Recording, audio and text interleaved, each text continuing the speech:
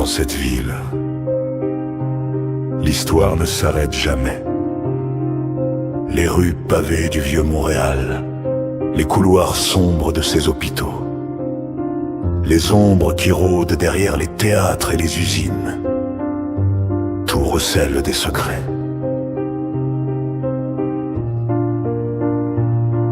Des légendes des Premières Nations aux tragédies coloniales, des marins tourmentés aux religieuses dévouées, les esprits de Montréal ont des histoires à raconter.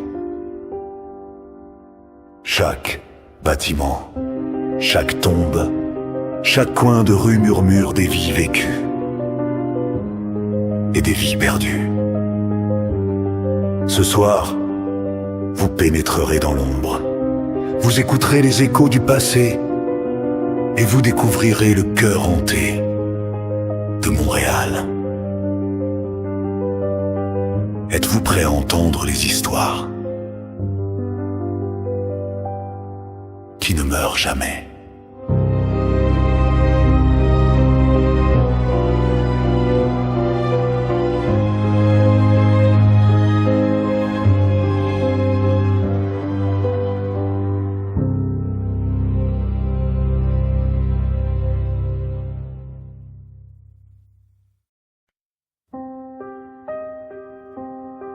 Le brouillard, venu du fleuve Saint-Laurent, enveloppe les rues pavées du vieux Montréal. Les lanternes vacillent tandis que des ombres se tordent de façon étrange contre les murs de pierre. Au loin, un cri de femme retentit, puis le silence. On raconte qu'elle hante encore ces rues à la recherche de quelque chose qu'elle a perdu, ou de quelqu'un. La terre avant la ville. Bien avant que les premières pierres de Montréal ne soient posées, les Kaninkaha, Mohawks et d'autres Premières Nations parcouraient ces terres. Pour eux, la zone proche de ce qui est aujourd'hui le vieux Montréal était sacrée. Le conflux des rivières, le repère des esprits, le passage entre les mondes. Les légendes parlent d'esprits de la nuit, protecteur du fleuve et d'avertissement aux voyageurs. Marchez sur la pointe des pieds, car les morts veillent. Certains prétendent qu'aujourd'hui encore, ces esprits ancestraux hantent les ruelles, murmurant aux vivants.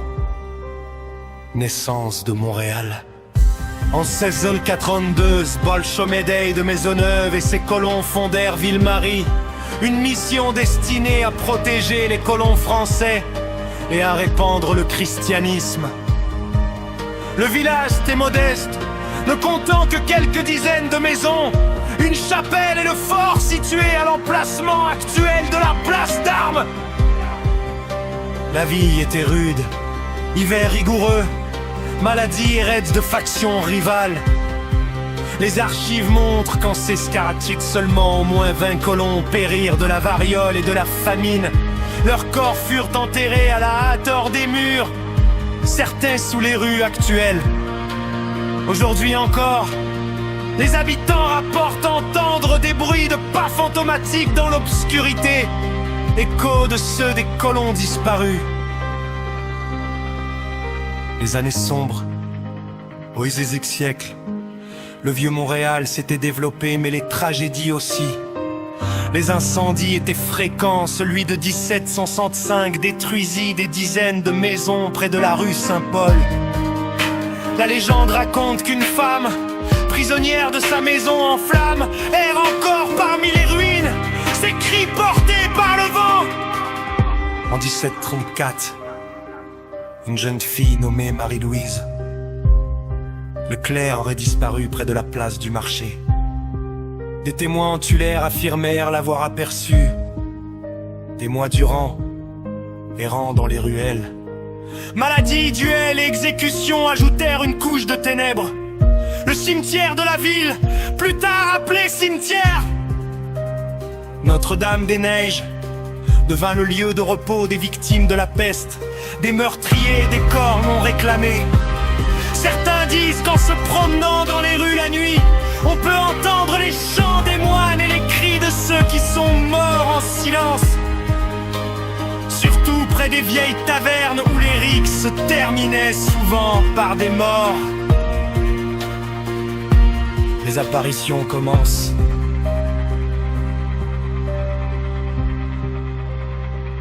Au XIXe siècle, des témoins commencèrent à signaler des apparitions fantomatiques le long des rues Saint-Paul et Notre-Dame. Des lanternes vacillaient sans raison apparente. Des silhouettes sombres apparaissaient aux fenêtres d'immeubles abandonnés depuis longtemps. Un récit de Deshutes-Notre II relate l'histoire d'un veilleur de nuit, Jean-Baptiste Gagnon, qui affirma avoir vu une procession de soldats de l'époque coloniale traverser silencieusement la place avant de disparaître dans le brouillard. Rencontre moderne, aujourd'hui encore, touristes et locaux rapportent des phénomènes étranges. Des appareils photo capturent des ombres fugaces. Des voix murmurent dans les rues désertes. Des bruits de pas vous suivent dans des ruelles désertes. Des enquêteurs du parent mort l'ont capté des enregistrements de voix électroniques où l'on entend des rires d'enfants, des pleurs de femmes et des prières murmurées par des hommes en français et en mohawk. Certains pensent qu'il s'agit d'échos du passé long et violent de la ville. D'autres jurent qu'il s'agit d'esprits prisonniers entre deux mondes. Alors, lorsque vous flânez dans les rues du vieux Montréal la nuit, tendez l'oreille, vous pourriez entendre les murmures des esprits mohawks avertissant les voyageurs. Les lamentations des colons morts trop tôt ou les cris des femmes emportées par le feu et la maladie. Certains disent que la ville elle-même n'oublie rien. Les morts du vieux Montréal ne reposent pas. Et peut-être ne reposeront-ils jamais.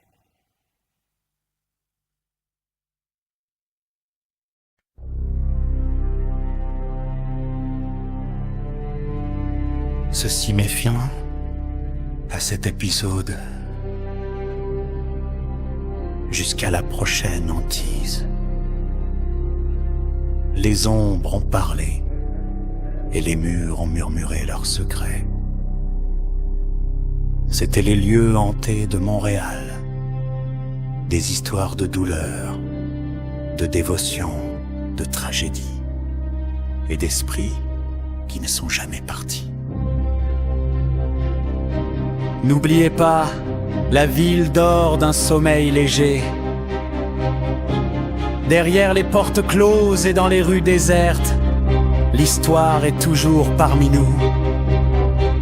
Merci de nous avoir suivis pour la première saison des histoires hantées de Montréal. Mais attention, les histoires ne s'arrêtent jamais vraiment, les hantises continuent. D'ici la prochaine fois, gardez les yeux ouverts et tendez l'oreille, car les fantômes de Montréal ne sont jamais loin.